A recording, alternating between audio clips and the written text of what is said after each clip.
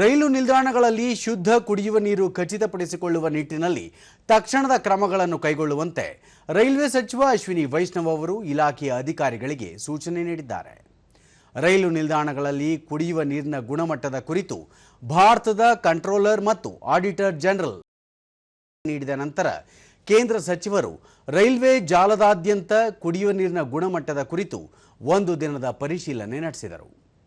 ಈ ವೇಳೆ ಸಚಿವರು ಪ್ರಯಾಣಿಕರಿಗೆ ಸುರಕ್ಷಿತ ಮತ್ತು ಶುದ್ಧ ಕುಡಿಯುವ ನೀರು ಪೂರೈಕೆಯನ್ನು ಖಚಿತಪಡಿಸಿಕೊಳ್ಳಲು ತಕ್ಷಣದ ಕ್ರಮಗಳನ್ನು ತೆಗೆದುಕೊಳ್ಳುವಂತೆ ಅಧಿಕಾರಿಗಳಿಗೆ ನಿರ್ದೇಶನ ನೀಡಿದರು. ಸುರಕ್ಷಿತ ಕುಡಿಯುವ ನೀರು ಪ್ರಮುಖ ಆದ್ಯತೆಯಾಗಿದೆ ಎಂದು ಸಚಿವರು ತಿಳಿಸಿದ್ದಾರೆ. ಹಳೆಯ ನೀರಿನ ಟ್ಯಾಂಕ್ಗಳನ್ನು ಬದಲಾಯಿಸುವುದು, ನೀರು ಪೂರೈಕೆಯ ಘಟಕಗಳನ್ನು ನಿಯಮಿತವಾಗಿ ಶುಚಿಗೊಳಿಸುವುದು ಮತ್ತು ಸಮರ್ಪಕವಾಗಿ ನಿರ್ವಹಣೆ ಮಾಡುವುದು, ನೀರಿನ ಮೂಲ ಮತ್ತು ಹೊರಹರಿವು ಕೇಂದ್ರಗಳಲ್ಲಿ ನಿಯಮಿತ ನೀರಿನ ಗುಣಮಟ್ಟ ಪರೀಕ್ಷೆಯನ್ನು ಕಟ್ಟುನಿಟ್ಟಾಗಿ ಪಾಲಿಸುವುದು ಸೇರಿದಂತೆ ಹಲವು ಕ್ರಮಗಳ ಬಗ್ಗೆ ಸಚಿವರು ಸೂಚನೆ ನೀಡಿದ್ದಾರೆ.